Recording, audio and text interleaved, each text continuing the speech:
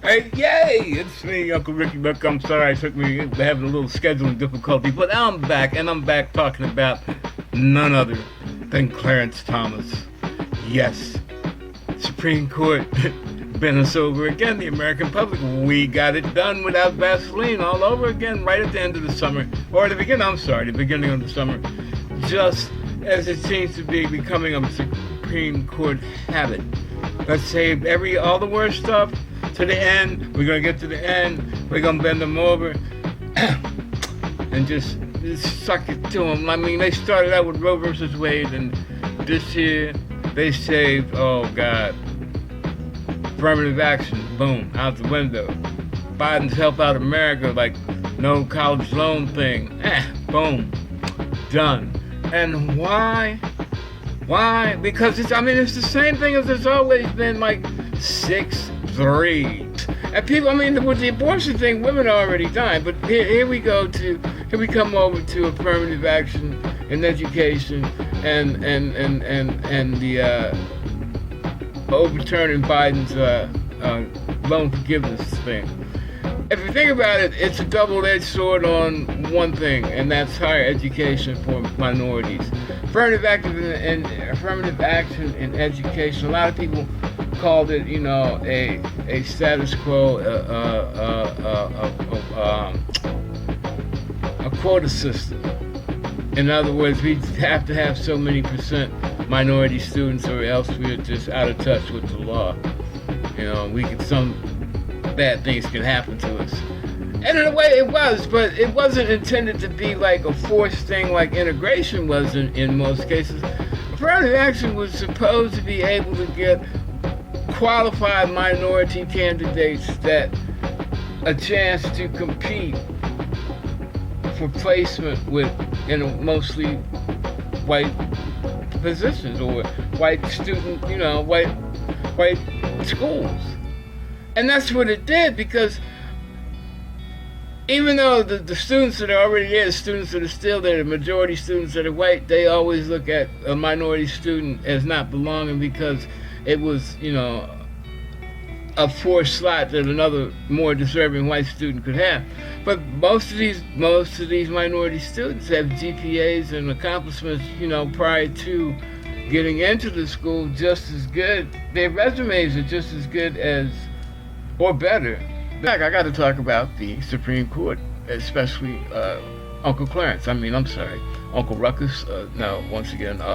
The Justice Clarence Thomas. I'm not even going to bother to throw honorable in front of that, because there is nothing honorable about the man or his pal Samuel Alito, and probably 4 or 5 other justices on the conservative right kangaroo court, the supermajority conservative right kangaroo court, thanks to the administration of Donald John Trump, who is under just about basically every criminal indictment federally and statewide when it comes to possibly overthrowing a government that you could be.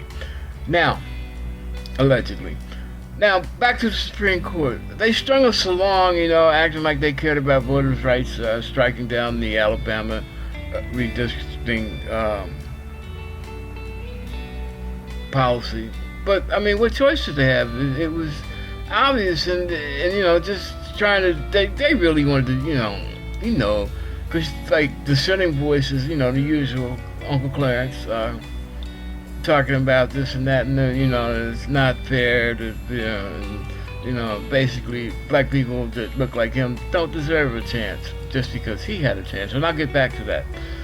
But they were giving people hope that maybe they were getting away from this hard right conservative thing, because maybe perhaps they didn't want to be tied to, Trump going down the drain, or they didn't want to open up, further investigations because of ties between maybe even Trump and Clarence Thomas himself via his wife, Crazy Jenny. Virginia Thomas. I didn't say crazy. Yeah, I did, but let's keep going. The thing is, there's so many things that are evident between high focus. Anybody on the Supreme Court receives, a high degree of intensity. But we're talking about people that have been on there for years, and now that their corruption is being exposed, we got to wonder how far back does their corruption go? Becoming a Supreme Court habit. Let's save all the worst stuff to the end. We're gonna get to the end. We're gonna bend them over and just suck it to them. I mean, they started out with Roe versus Wade, and this year they saved, oh God, affirmative action, boom, out the window. Biden's Help Out America, like no college loan thing, boom, done. And why? Why? Because it's the same thing as it's always been, like 6-3 conservative majority, supermajority Supreme Court against 3 liberal-minded, mostly liberal-minded. Sometimes even they slip, but I don't know. Right? Lately, I think the only thing that there is even leaning towards the left. So these are the questions that the people in the middle, the people that are getting squeezed every day by the left and the right, because the Supreme Court is in the middle, pulling cases from both sides, actually going, how can we screw the people of the United States now? Well, it seems just like last year when they dumped Roe versus Wade and put it back to the states. Here we go, once again, they're hitting us with a 1-2 punch. No more affirmative action as far as education, and no forgiveness of student debt. And what does that do? The thing that a lot of southern governors, and maybe a few northern governors, depending on their political leanings, that kills diversity, equity, and inclusion, because now it's not a mandatory, it's not required by the government that you do this so that you can operate and so that you can continue to receive government money. Now you can go back to almost openly discriminating, because the students that are already there, the students that are still there, the majority students that are white, they always look at a minority student as not belonging because it was, a forced slot that another more deserving white student could have. But most of these minority students have GPAs and accomplishments, prior to getting into the school just as good. Their resumes are just as good as, or better than, the white competitors that a lot of people had with affirmative action. They thought it was a status quo system, you had a ratio system where you had to have a certain percentage representation according to the population. It was never that way. All it was that it made it so that universities and colleges, private and state, had to go out and actively commute recruit in the minority neighborhoods, and they had to take the applicants seriously. They had to give them the opportunity, their packages, to compete against the packages of white students, and then the board selects when race isn't known. And that's what basically affirmative action did. It made positive steps to give minorities the option to compete. Now that's taken away. And a lot of people say, well, you've had enough time. We've had this, and it's time to, if it worked, it's time to, everybody start from even. But check this out. You're talking 400 years of out and out slavery, and then open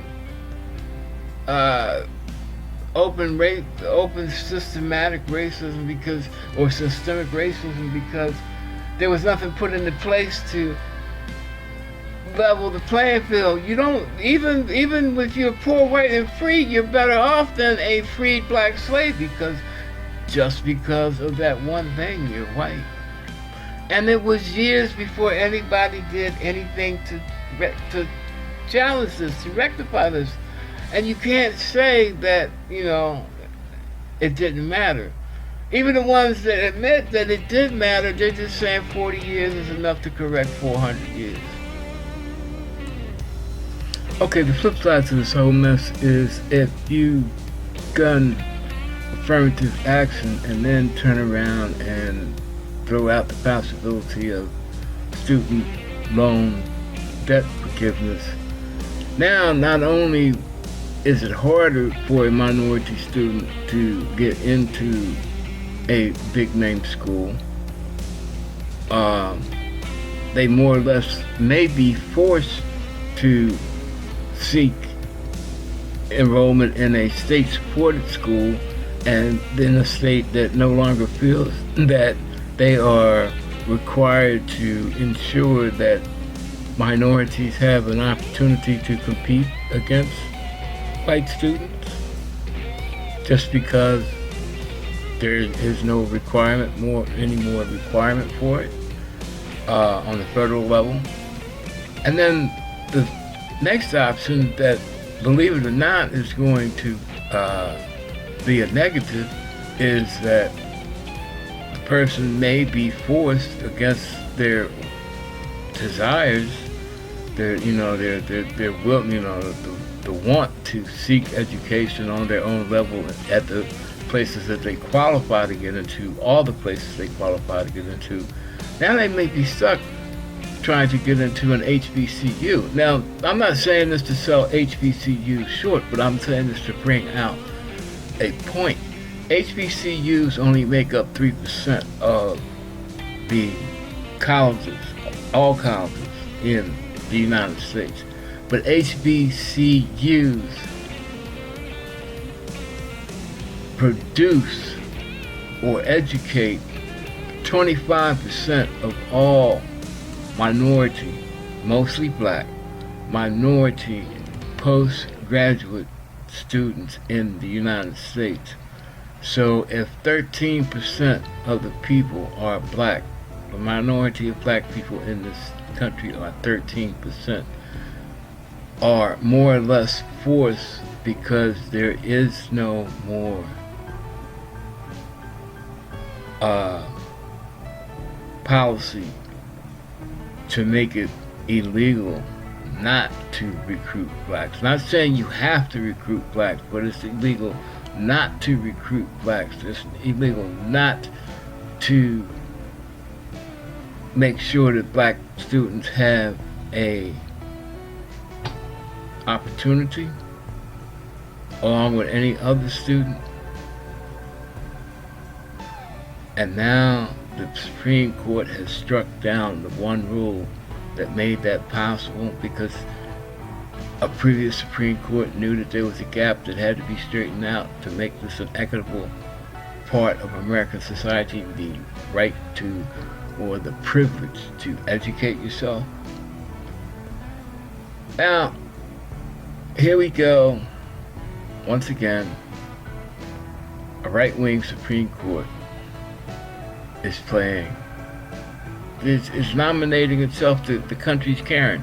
It's going to turn back the hands of time, make it look normal for a certain percentage of people in this country, while it ignores the percentages that affect the life of other groups in this country.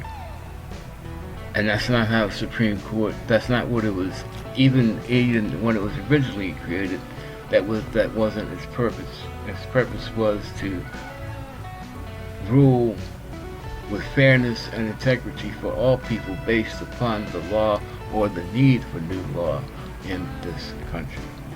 Affirmative action, school loans, even if you get into school, get the type of education you want and pay for it without school loan forgiveness, you're going to be broke for the rest of your life.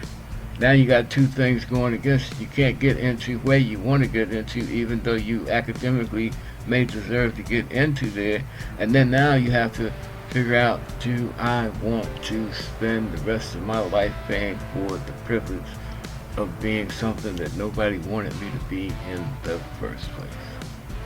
Well, that's it. That's me. Meditate on it. Think about it. Use that brain. Burn some gray matter. Come to a decision. Stand on your own 2 feet. But as always, peace out and God bless. From Uncle Ricky at Uncle Ricky's house.